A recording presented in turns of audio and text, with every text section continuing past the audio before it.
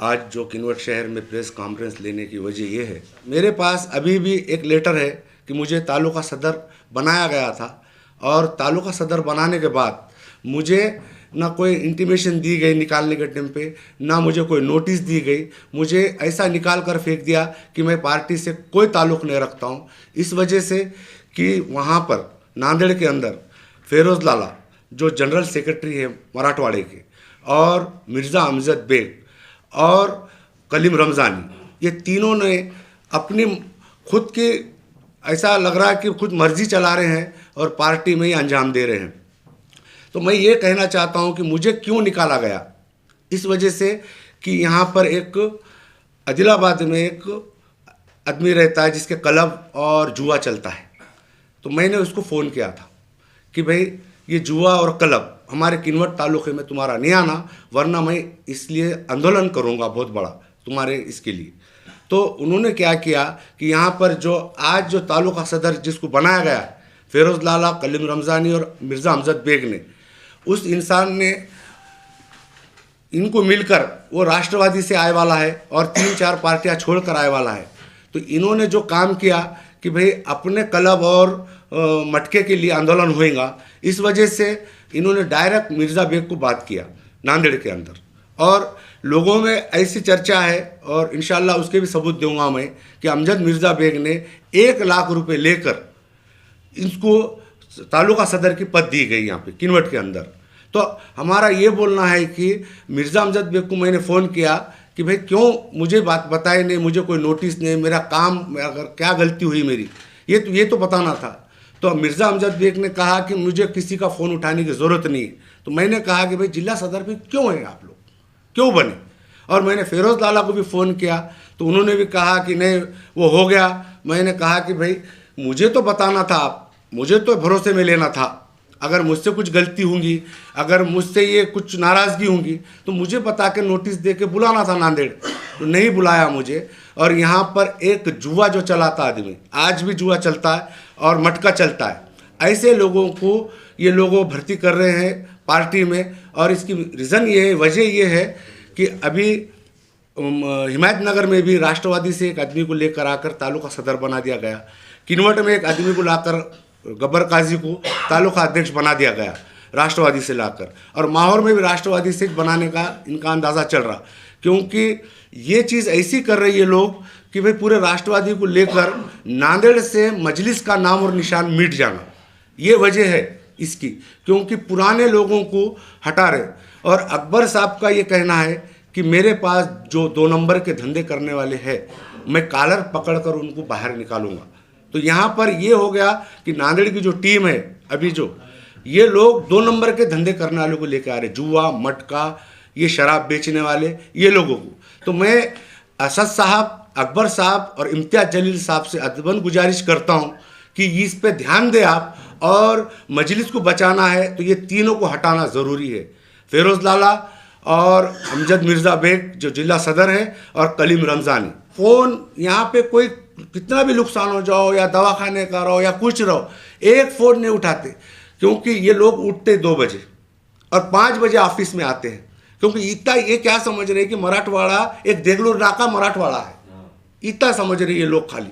क्योंकि मैं यहाँ से नांदेड़ से 2 गाड़ियाँ लेकर जाना कम से कम 10,000 का खर्चा है हमको खाली बात करने के लिए वो लोग नहीं मिलते। हम 10 बार गए उनके पास कि भाई ऐसा ऐसा काम करना है, हमको ये करना है, आपका प्रोग्राम दो, आप मजलिस के ज़िम्मेदार हैं।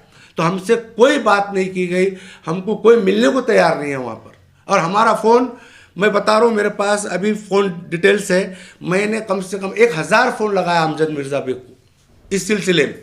मुझसे ना बात की गई, ना मुझसे कुछ, ना मेरे कोई टीम को। माहौर के हमारे तालुका सदर है, इनको भी हटा दिया गया वहाँ से, क्योंकि इनको माहौर में क्या किया कि भाई बी फार्म दे दी और इनको अकेला छोड़ दिया, कोई प्रोग्राम नहीं, कोई कुछ नहीं।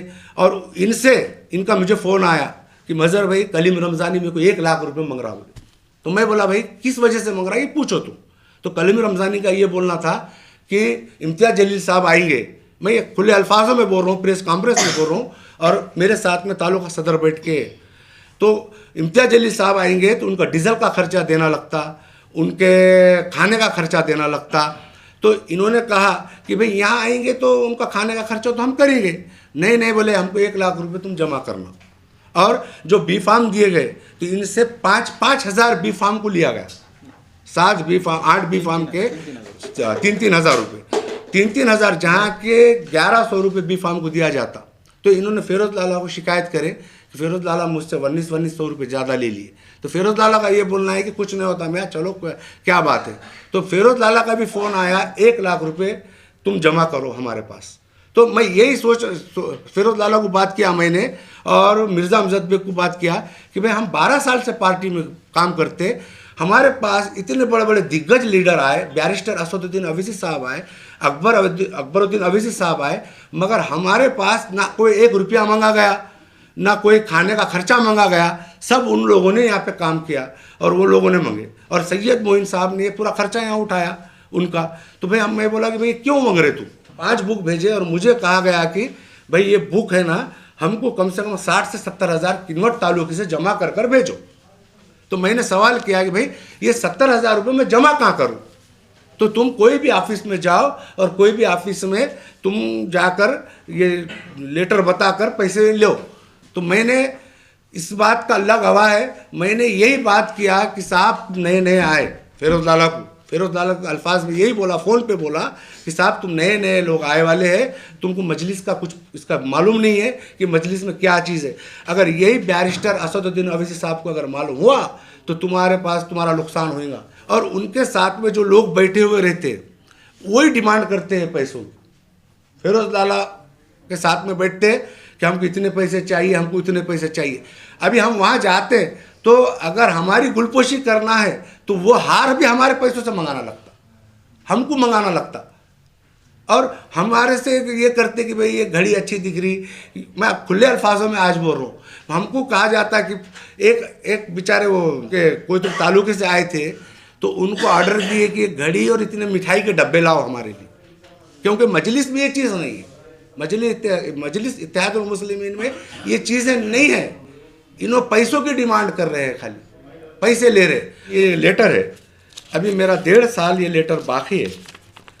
ना मुझे कुछ लेटर के ज़रिए से बात की गई, ना मुझे कुछ बुलाया गया, ना मुझे कुछ इसके बारे में कहा गया।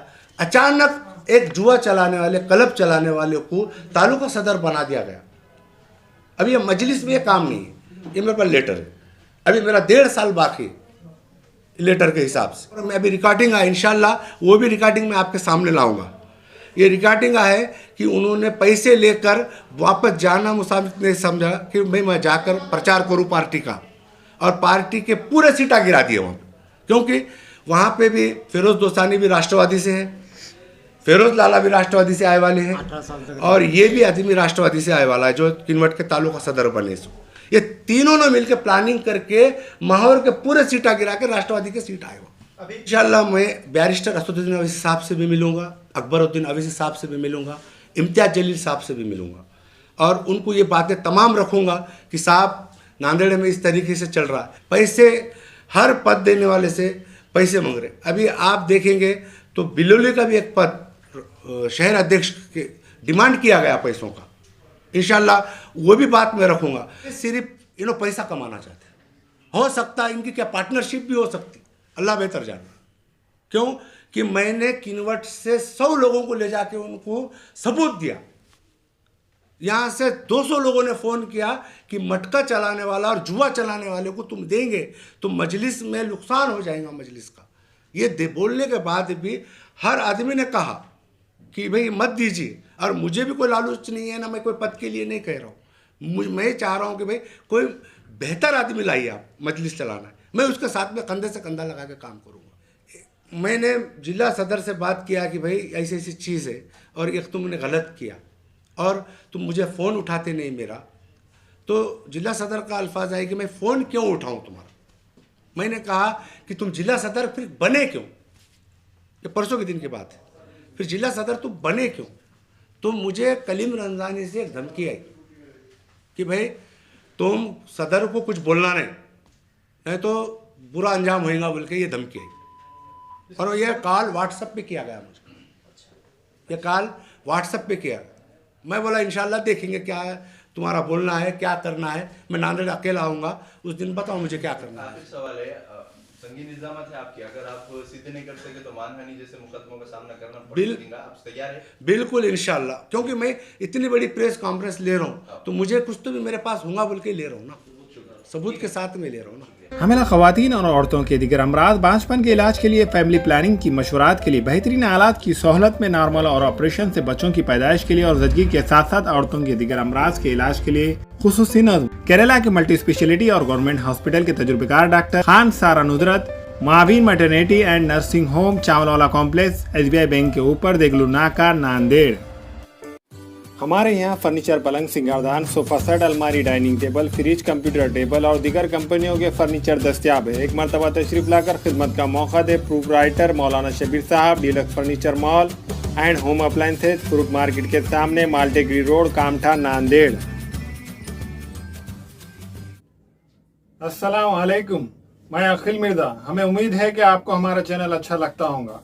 लेटेस्ट न्यूज अपडेट के लिए देखते रहे नांदेड़ उर्दू न्यूज, और न्यूज के पसंद आने पर लाइक, शेयर और सब्सक्राइब करना ना भूलें।